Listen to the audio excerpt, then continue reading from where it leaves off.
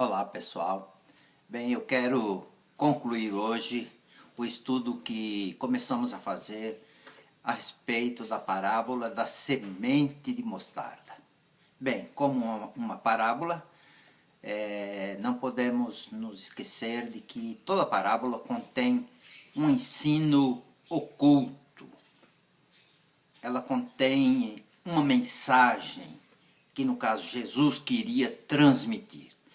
No caso da parábola da semente de mostarda, qual era a mensagem que Jesus queria transmitir? Para isso, nós precisamos estudar esta parábola dentro do contexto original, levando em conta as circunstâncias em que Jesus relatou esta parábola.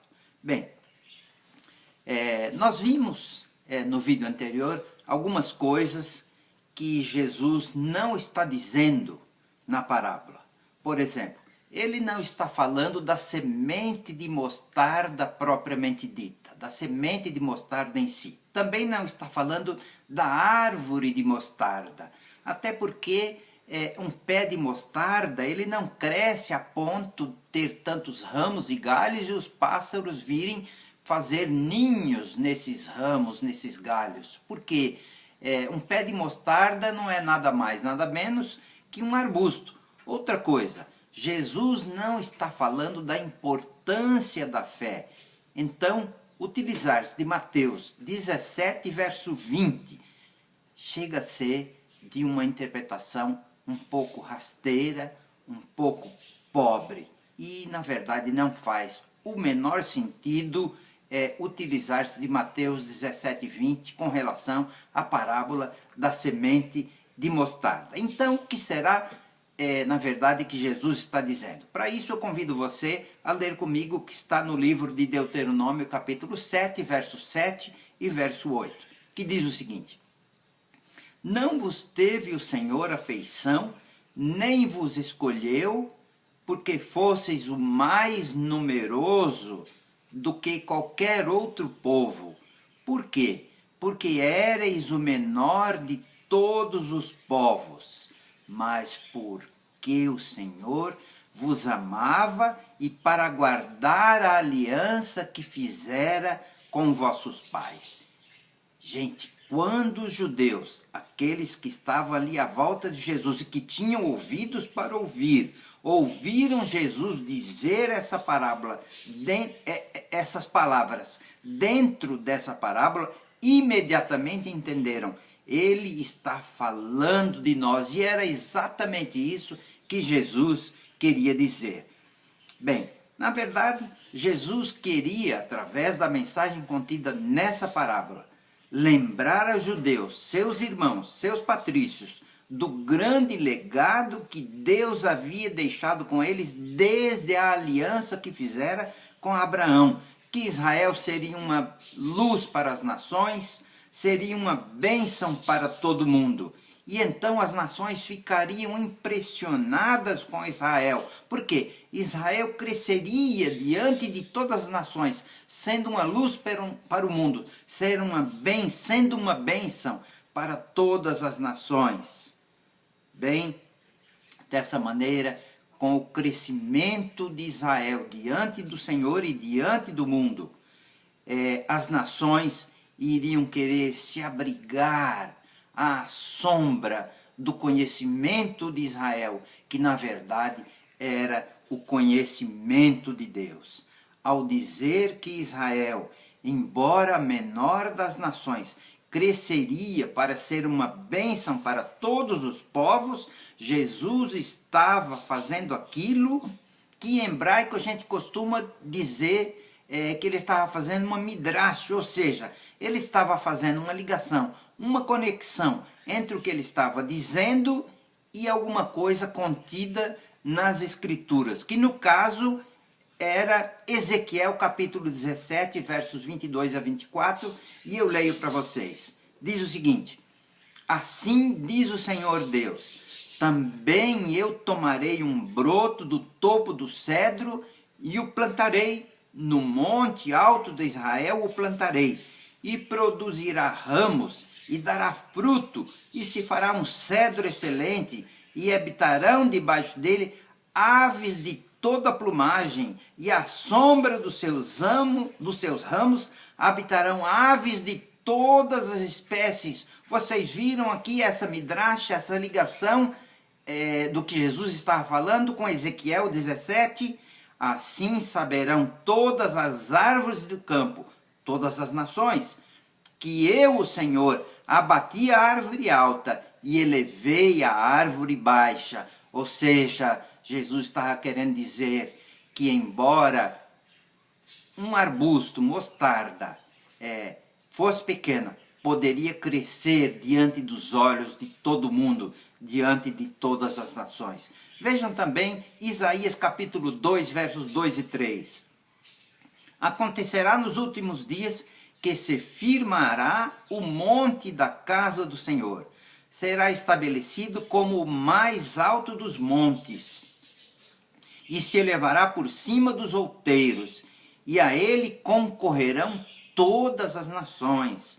Irão muitos povos e dirão: vinde, subamos à casa do Senhor, à casa do Deus de Jacó, para que nos ensine os seus caminhos e andemos nas suas veredas. E olha só a conclusão: porque de Sião sairá a lei, e de Jerusalém a palavra do Senhor.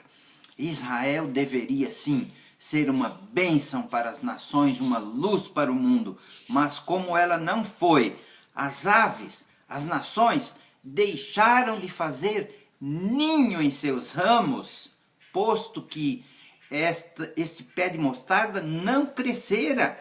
Israel então deixou de ser luz para o mundo e ser bênção para as nações, e por causa disso, muitos têm dito que Deus então rejeitou Israel.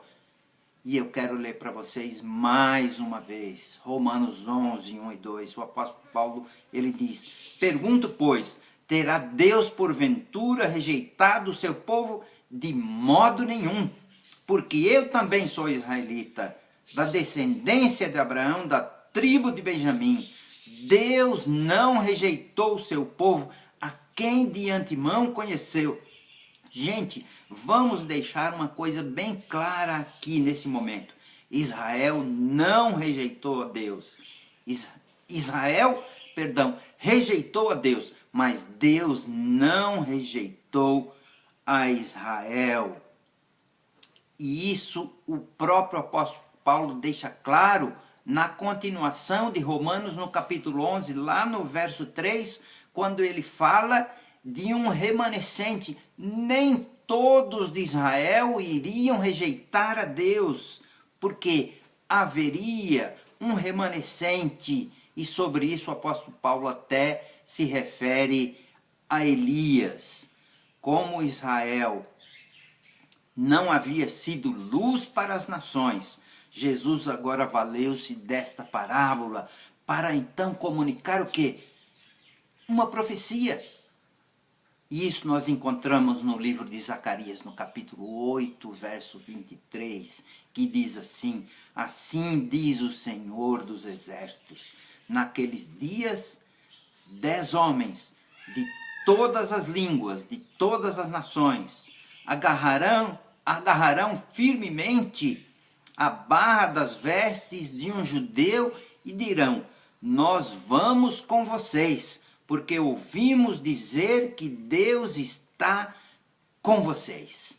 Aqueles que estudam Daniel e Apocalipse, entendendo que as profecias contidas nesses livros falam do fim dos tempos, poderão se surpreender, já que não estudam as profecias que também foram relatadas por Jesus com relação ao fim dos tempos. E nesse sentido, a parábola da semente de mostarda é claríssima, ela nos remete ao final dos tempos. E eu quero ler Romanos 11, verso 25 até o 29, porque não quero, irmãos, que ignoreis este mistério, para que não sejais presumidos em vós mesmos, porque veio o endurecimento, sim, em parte a Israel, até que haja entrada a plenitude dos gentios.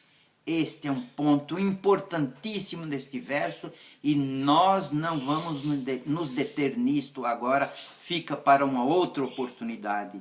Mas o apóstolo Paulo, ele continua dizendo, e assim todo Israel será salvo, como está escrito, virá de Sião o libertador, e ele apartará de Jacó as impiedades.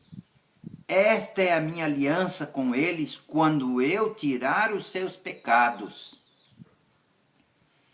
Quanto ao evangelho, são eles inimigos, por vossa causa.